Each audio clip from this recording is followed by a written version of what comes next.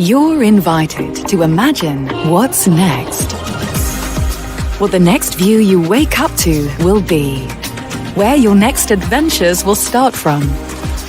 Your perfect space to entertain. And your sanctuary to unwind in.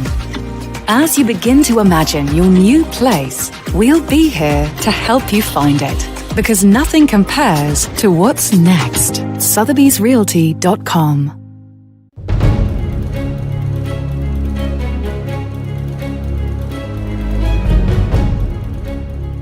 COP28, the world's only multilateral decision-making forum on climate change, has begun in Dubai. Now, simply explained, COP is where the world comes together to agree on ways to address the climate crisis and limit the global temperature rise to 1.5 degrees Celsius. On the urban agenda, we asked what should India's contribution to COP28 be, especially when it comes to urbanization and climate change. After all, cities are where more than half of humanity lives. Globally, cities account for 70% of carbon or CO2 emissions. Buildings and transportation are the two largest energy guzzlers and biggest contributors of these emissions. A rapidly urbanizing India is following closely in global footsteps. By 2030, almost 70% of the national GDP will come from our cities. And by 2050, more than half or 850 plus million Indians are expected to be living in cities. Well, in the last 9 years, India has not only embarked on the world's largest planned urbanization program, as said by the Minister of Housing and Urban Affairs. The ministry also says that there's been a tenfold increase in urban development investments since 2014. Well, the country has also concluded the Urban 20 or U20 City Diplomacy Initiative. What we're asking today is what should we as a country be pushing for to ensure more climate resilient cities? My expert panel today, Hitesh Vaidya, former Director, National Institute of Urban Affairs. Also Devashish Dhar, author India's Blind Spot, which is quite an extensive and interesting read on India's urban challenges. Mr. Vaidya, you are heading to COP28 as a delegate with a specialization in climate resilient cities.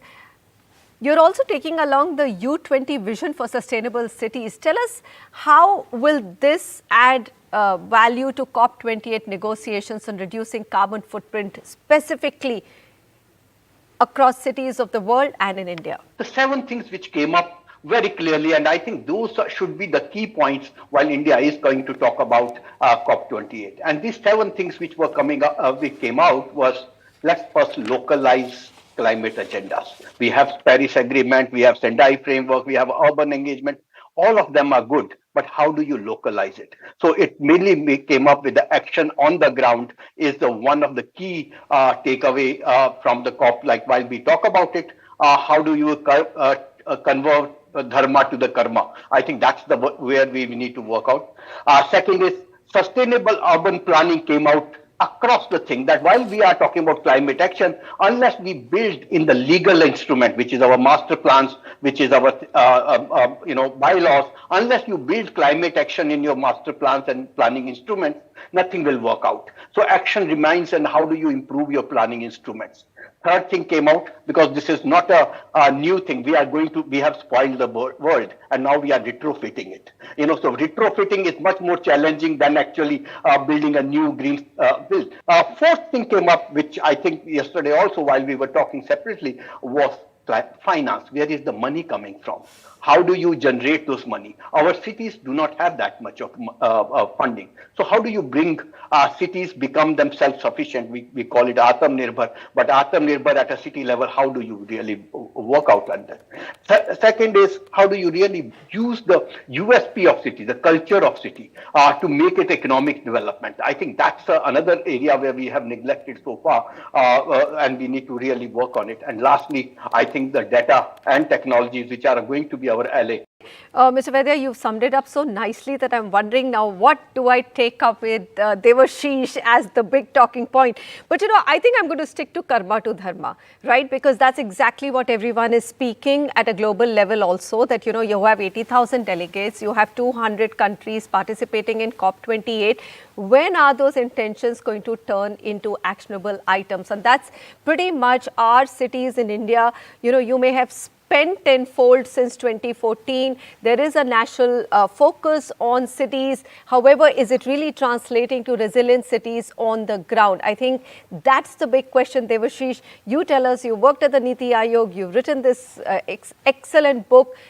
Where do you think are the gaps? I mean, what can COP28 do to marry what India's ambitions are on its urbanization goals? I do want to sort of take forward this conversation from the point that I think there's also the issue of the narrative where we still sort of focus on industrialization, economic activity, and sort of rural political economy when it comes to climate change.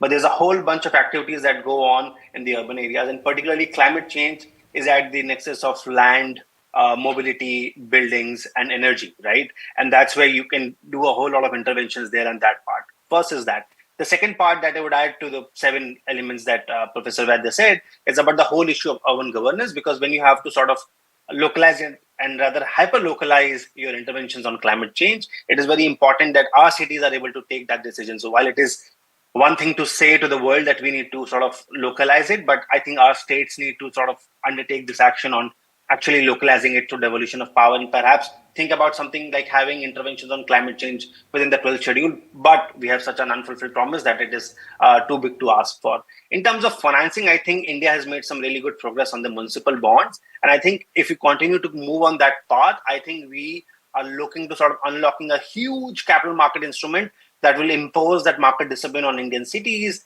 and Indian state governments that will help in sort of climate change interventions, which will be very, very, very effective. And the third is, I want to say is that, every country comes with its own model of urbanization. China did, Europe did, America did, and many other civilizations before that. I think India is coming with its own form of urbanization, which is highly, highly resource efficient. But we need to sort of keep building on this model of resource efficiency, and I can sort of go on and on about government schemes which has helped achieve that. So I think, but that was largely a national level intervention, but that need to sort of percolate to the state level and the municipal level action.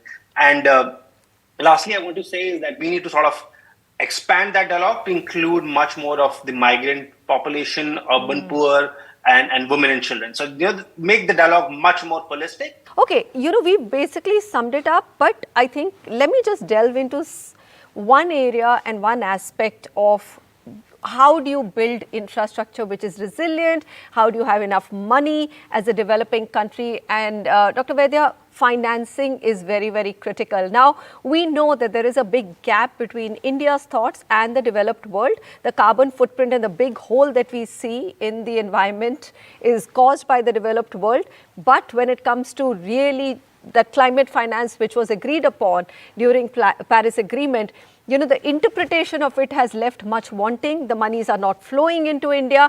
And cities specifically, I know we've done something positive with municipal bonds, but we have a long, long way to go. First thing which we need to do is cities need to understand where they are in the journey of climate. Are they prepared for the climate action?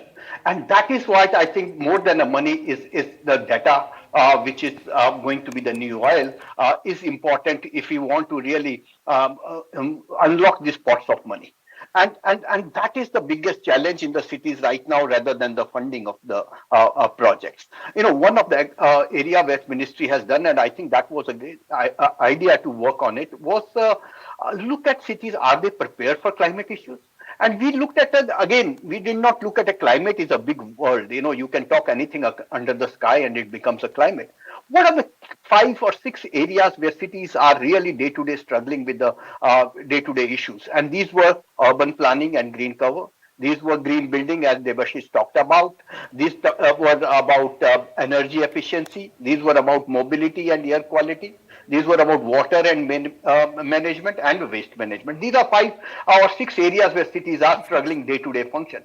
And they understand that language. If you tell them that, you are coming with the climate issue and climate finance, they don't understand.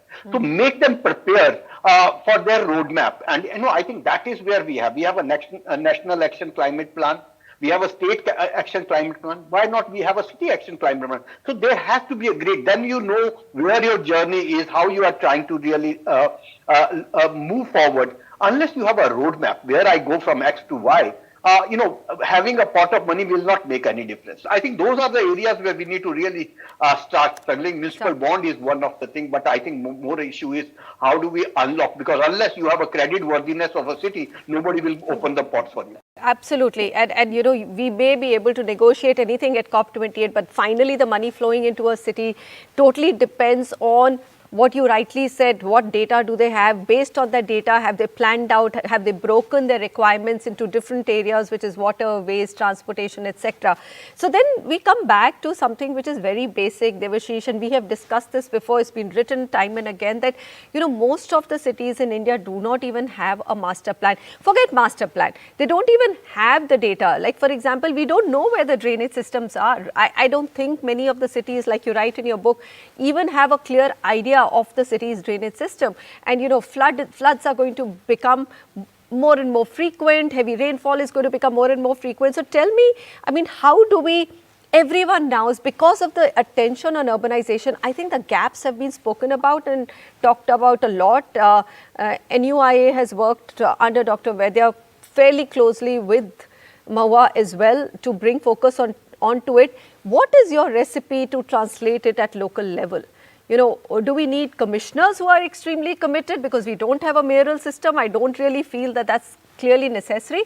What do we do to translate it to the last mile, to the city level? How cities operate. There's, as they say, right, that, there's a certain ingredient to be happy, but you're unhappy in different sort of ways, and that's why you have to find the lowest common denominator, how to make cities function. And so when I say that, of course there has to be a master plan and there are other things, right? But let me sort of go through what I think is a bit of a checklist that can sort of help you achieve that. First, it's the whole issue on urban governance. I think unless you have mayors, because our cities are actually bigger than a lot of other countries. In fact, the difference between the 2011 definition of what was census towns and what was statutory towns, the difference between those two definitions alone was equal to 12 Singapore. So I think we have to address on the urban governance issue, and we need to have an urban mayoral system for accountability and for executive power and so on and so forth. There's no way out of it. One is that because the commissioners are accountable to the state governments, they're looking for the next posting, they're also under a lot of pressure because they're moving in 1.5, 2 years. So that's one part of the issue. The second is that there are certain kind of interventions that sort of, they invite the investment first, and second, they sort of catalyze the public action towards climate change and sort of sustainable living. So one thing that we saw with the whole Swachh Bharat mission was not only the waste disposal, collection and transportation, but we also saw how to sort of reduce waste. So one was that part. The third is we recently launched the initiative on electric buses, right? And I think there is no better solution in terms of last mile connectivity, reducing energy consumption and having energy efficiency than focusing on bus transport. And I think it is an incredible initiative. Although we should target much more, but I think we are on the right track there. So that is that part. Another thing that I want to say about climate change, that that an intervention that can be made at city level, which is very, very basic, is restoring urban water bodies. In fact, I go on to an extent in saying in my book that although I am against urban narega, because urban narega basically means that you've admitted you're not able to provide jobs, which is the key role of a city, right? To provide jobs. So urban narega would be an admission that we have not been able to provide jobs. But if you're creating urban water bodies, I think that alone has such strong externalities on climate change, biodiversity, urban heat island effect, and many other factors, that it makes a compelling case for urban narega if you're just doing that alone, right? So there are similar activities that you can focus along, certain, at city level, that can sort of catalyze first private investment and second public action, and third also the narrative largely around it, because people will say, oh, these are the kind of interventions that you're making. But as Professor Vaidya talked about the municipal finance thing, as I mentioned about urban governance, as I said about urban planning, I think these are three indicators, and I would add just one more on the municipal cadre.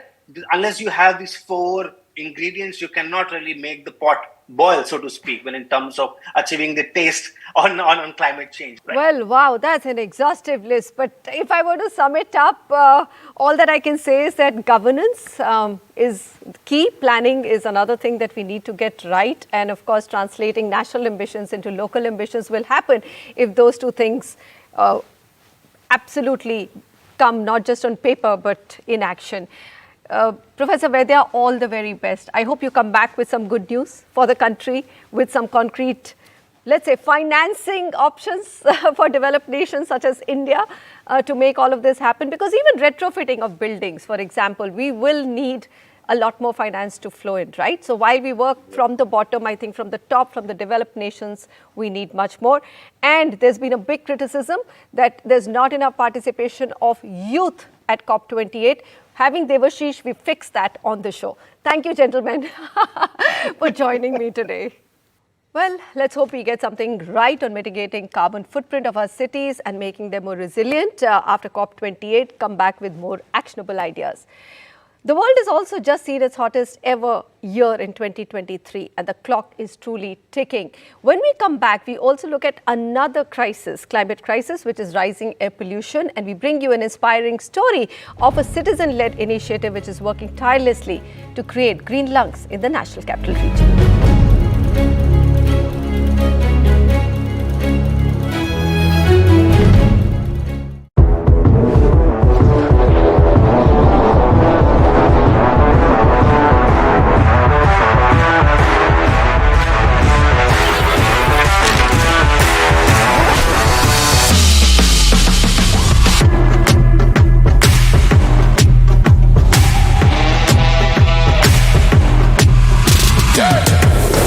Welcome to Jaipur Polo Ground.